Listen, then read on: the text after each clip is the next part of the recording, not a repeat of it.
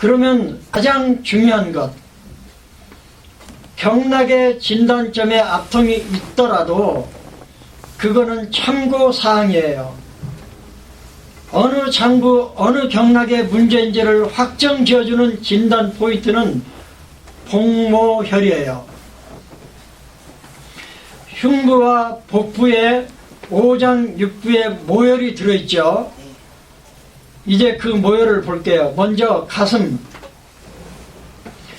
중부에 압통이 있으면 폐의 문제로 보는 거예요. 그런데 중부를 어떻게 짚어보느냐면 엄지나 2, 3, 4지로 누르는데요.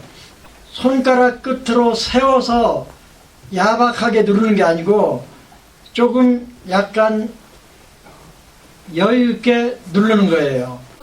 그 다음 전중, 사륵간에 있는 사륵간 높이에 있는 인맥경의 혈이 전중혈이에요. 이거는 심포의 진단점이에요. 그런데 이 전중은 수소양 3초경의 진단점이기도 해요. 왜냐하면 수소양 3초경의 경락이 전중을 2번이나 지나가요. 그래서 전중은 수고름 심포의 모혈이기도 하지만 수소양 3초의 진단점이기도 해요.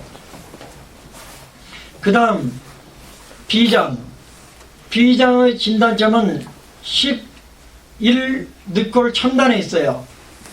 아까 11늑골 첨단에 족소음 신경에 경문이 있다고 그랬어요. 거기서 한 칸만 올라오면 엄지나 가운데 손가락으로 좀 위아래로 여유 있게 문지르면 이 장문이 아픈 사람 굉장히 많아요. 이거는 비의 진단점이에요. 그 다음 간. 간은요 모혈이 기문이에요. 간의 모혈인 기문혈을 제가 고등학교 다닐 때는 일본에서 번역된 경혈책으로 공부를 했는데요. 구륵골 첨단에 기문이 있었어요. 그런데 중국 친구하고 공부를 하다 보니까 유두 아래 유선에 있더라고요. 육륵간에 기문이 있어요.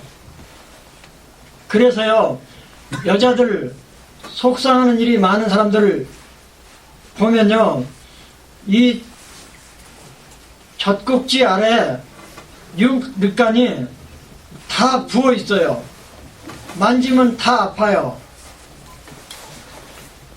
여자분들한테는 많고 남자들은 드문데 남자들도 있어요. 한숨 푹푹 쉬는 사람들 보니까 있더라고요. 그런데 총통 오행침에서는 유두 아래에 있는 육륵간에 있는 간 기문을 모혈로 진단점을 쓰지 않고 관은 인맥경 배꼽 아래 삼촌 배꼽 아래 삼촌에 있는 관원혈에서 옆으로 2, 3촌 벗어난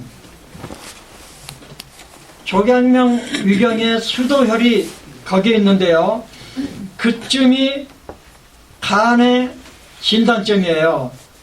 그래서 총통 원장은 이 자리를 우소복, 좌소복 그래가지고 소복혈이라고 불러요. 이 한방에서는 배꼽 아래를 하복이라 그러는데 이 배꼽 아래를 그냥 하복이라고 부르지 않고 하복부란 말과 소복부란 말로 나누어요. 그래서 배꼽 아래에서 치골까지는 하복부라 그래요. 그런데 그 양쪽 서해부 쪽으로 그 양쪽으로는 소복부라고 그렇게 명칭을 그렇게 하거든요. 그런데 관원혈 높이에서 옆으로 2촌쯤 벗어난 복직근 외연의 소복혈을 간의 진단점으로 써요. 간 할 때 좀 더 자세히 할게요. 그 다음에 콩팥, 족소음 신의 진단점은, 가장 중요한 진단점은 신유예요. 콩팥 신자 신유. 이요추 옆에 있는 신유인데, 신과 관련된 진단점은 조금 많아요. 배꼽 옆 오픈에 황유라는 혈이 있어요. 그 다음 11골 첨단에 경문이라는 혈이 있어요. 그 다음에 이요추 행돌기 끝에 지실이라는 혈이 있어요. 그리고 이요추 옆으로 신유라는 혈이 있고요. 2, 3요추 사이에 명문이라는 혈이 있어요. 이 혈들이 전부 다 족소음 신 콩팥의 진단점인데요. 총통침법에서는 허리의 명문에 가까울수록 병이 깊다, 배꼽에 가까울수록 병이 가볍다, 이렇게 봐요. 그렇지만 아무리 가벼워도 황유가 아프면 족소음 신을 눈여겨봐야 되겠구나. 경문이 아프면, 저는 경문 아픈 사람 참 많이 보거든요. 그 다음에 지실, 신유가 아프면 여지없는 콩팥의 문제로 보는 거예요. 이렇게 해서 5장의 진단점 복모혈은 다 했고요. 6부의 복모혈을 해볼게요. 먼저 담도 제가 고등학교 때 배울 때는 10늑골 첨단에 1월혈이 있었어요.